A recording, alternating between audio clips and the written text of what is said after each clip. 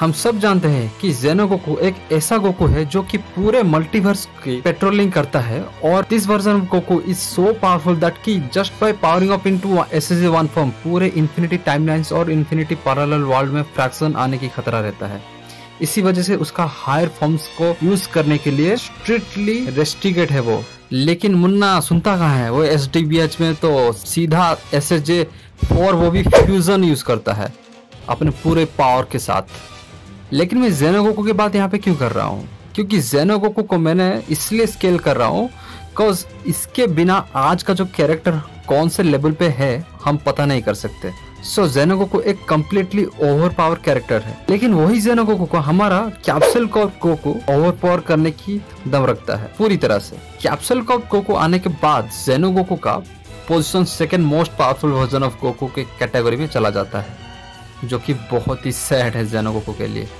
और ये लोग इतने पावरफुल कैरेक्टर्स हैं कि literally infinity multiverse destruction busting attack को इजीली बेस फॉर्म में टैंक कर सकते हैं and that is so amazing actually. लेकिन स्टिल पीरियस के सामने फॉर्डर ही रहेंगे ये सारे के सारे।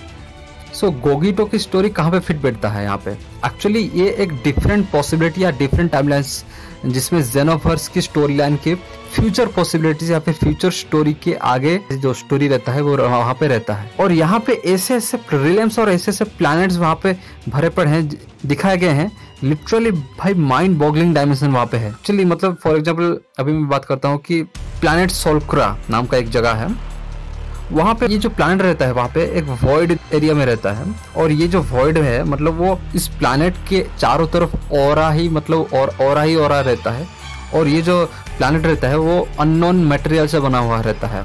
और ये जो प्लैनेट रहता है भाई साहब की हार्श कंडीशन की सबसे हद पार करने वाली प्लेस में से सबसे ज्यादा काउंट किया जाता है, क्योंकि ये कैप्सूल कोर गोकू की फ्यूचर वर्जन को दिक्कत देगा, जो कि ये प्लैनेट लो आप समझ जाओ कि ये जो प्लैनेट है मतलब किस टाइप का कंडीशन में होगा।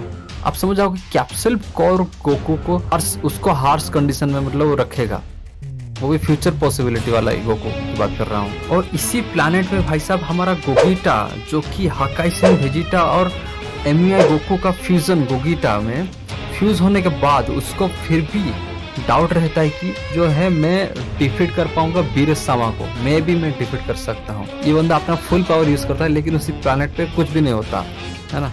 तो भाई गोगीटो इतने सालों ट्रेनिंग करने के बाद भी वो डाउट रहता है, तो आप समझ जाओ कि बीरस भाई कौन से लेवल पे है। और हमारा स्केलिंग और एक्चुअल स्केलिंग जो रहता है राइटर्स के बीच में वो जमीन आसमान का अंतर ही है सही में।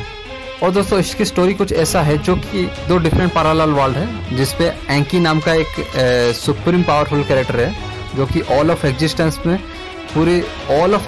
में उसको चूज किया जाता है 2 वॉरियर्स को, ठीक है, जो कि बहुत ही बड़े थ्रेट से निपटने वाले हैं रहते हैं। पूरे ऑल ऑफ एग्जिस्टेंस में 2 कैरेक्टर को चूज करने वाले हैं, ठीक है। थ्रेट देगा वो completely older than reality itself वहाँ पे बताया जाता है। वो इतना ओल्ड है कि पूरी रियलिटी से भी ओल्ड है उसको बताया जाता है और वो सबसे ज्यादा पावरफुल है बताया जाता है। और वो जेनो भी वहाँ पे उसको टक्कर नहीं दे सकता वो कैरेक्टर को। क्यों? क्योंकि सिर्फ और सिर्फ चोजन वॉरियर ही उसको हरा सकते हैं। तो इसका मतलब क्या है, वो जेनो से ज्यादा पावरफुल होंगे? नहीं, क्योंकि जेनो जो है वो राइटर से बाउंडेड है और एंजल भी ये सारे के सारे राइटर से बाउंड है।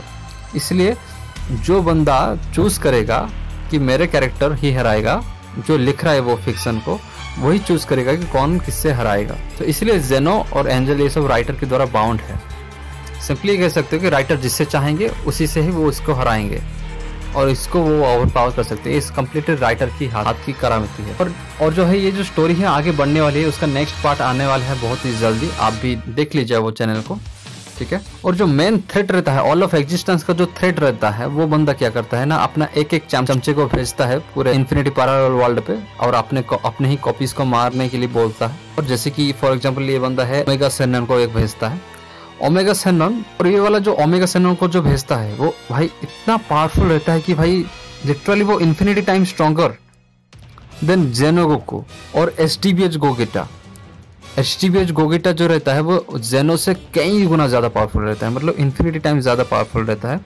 और वो बंदा उससे भी पावरफुल बंदा जो रहता है वो सुपर सैयन ब्लू वेजिटो और गोगीटा ब्लू एवोल्यूशन जो कि फ्यूचर वर्जन रहता है कैप्सूल और गोकू का, उनके साथ वो खेल रहा है, टॉइंग कर रहा है। मतलब भाई साहब आप हिसाब लगा लो कि मैंने आपको जो बताया था कि वो वाला जेनो गोकू कितना पावरफुल है, और ये जो आप कैसे कर सकते हो कि ये सारी चीजें, मतलब ये ओमेगा सेनोन इतना पावरफुल है कि इनके साथ वो टॉइंग कर रहा है।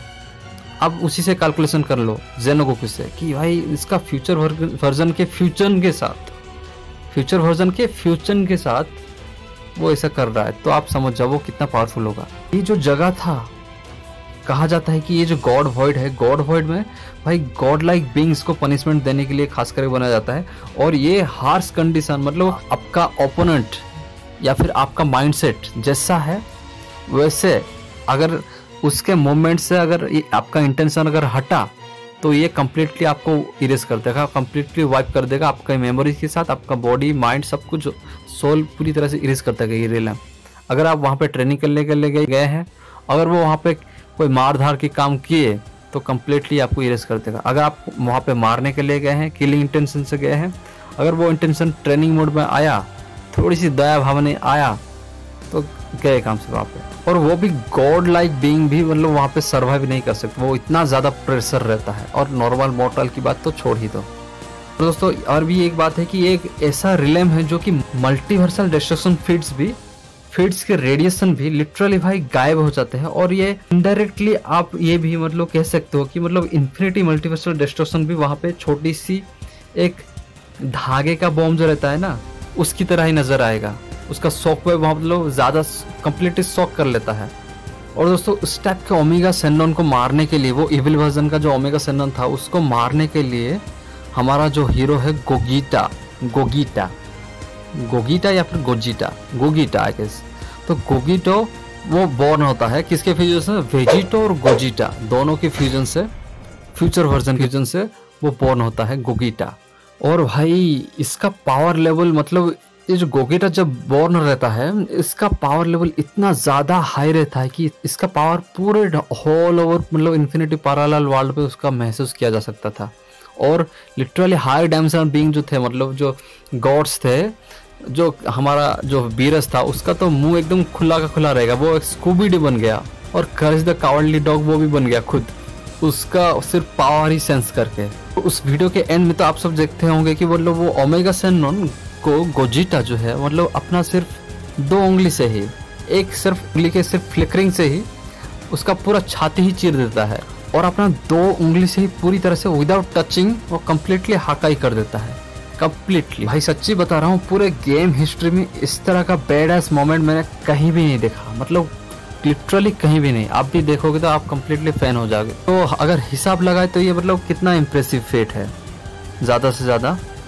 तो हम कह सकते हैं कि जो जेनो गोकू से अगर स्केलिंग करें, आपको मैंने बता दिया कि जेनो गोकू तो आप ऑलरेडी जानते हो उसका स्केलिंग क्या है, और उससे ये लोग जो है इन्फिनिटली टाइम ज़्यादा स्ट्रॉन्गर है। तो इन्फिनिटली टाइम मतलब स्ट्रॉन्गर हम कह सकते हैं कि मल्टीपल इन्फिनिटी टाइम स्ट्रॉन्गर रहता है ये जो फ्यूजन्स रहते हैं। और इन दोनों के फ्यूजन के बीच जो पावर उनका जो बूस्ट होता है वो बहुत ही सिग्निफिकेंट बूस्ट रहता है।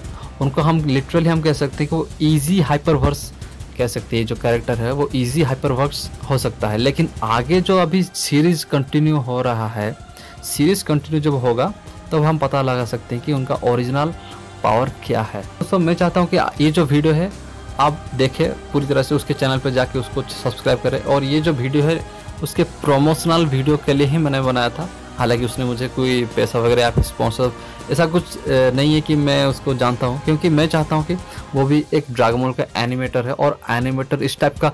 और देखो भाई उसका एनिमेशन क्वालिटी देखो, उसका वॉइस देखो, जो प्रोडक्शन है वो कितना टाइम लगाता है, कितना मतलब खर्च करता है, सारा चीज़ अपना टाइम मनी सारा कुछ खर्च करता है। तो अब खुद जाके देखो उसका काम को, अप्रिशिएट दो उसको, उसके चैनल को सब्सक्राइब करो, उसके वीडियो को शेयर करो, पूरे ड्रैगन बॉल फैंडम में उसका पूरी तरह से मतलब शेयर हो जाना चाहिए। हालांकि मैं ये नहीं कर रहा हूँ कि उसका व्यूज़ कम आ रहा है इसलिए मैं एक दया की भावना से प्रमोशन कर रहा हूँ, क्योंकि उसका व्यू तो मिलियंस में ही जा रहा है। लेकिन मैं चाहता हूँ कि और भी लोगों के पास जाए, हमारे इंडिया पे भी, ठीक है, ताकि और भी लोग जो एनिमेशन करना चाहते हैं उससे सीखे। वो भी एक 3D एनिमेटर है, वो किस टाइप का करता है आप खुद देखिए, है ना। और भाई स्टोरी लाइन तो बहुत ही गजब है, और कैरेक्टर्स तो भाई माइंड बॉगलिंग कैरेक्टर्स। तो तो मैं चाहता हूँ कि आप भी ये वीडियो को शेयर कीजिए और हमारा जो देसी भाई हैं जितने भी हिंदी समझते हैं उनको भी ये वीडियो शेयर कीजिए, और उसके चैनल टोरिन सोल, उसका जो चैनल है वो टोरिन सोल है, उसके चैनल पे भी आप जाके सब्सक्राइब करें। तो ये था आज का वीडियो, मैं मिलता हूँ नेक्स्ट वर्सेस बैटल में। आरिगातो गोजाइमासु, बाय बाय।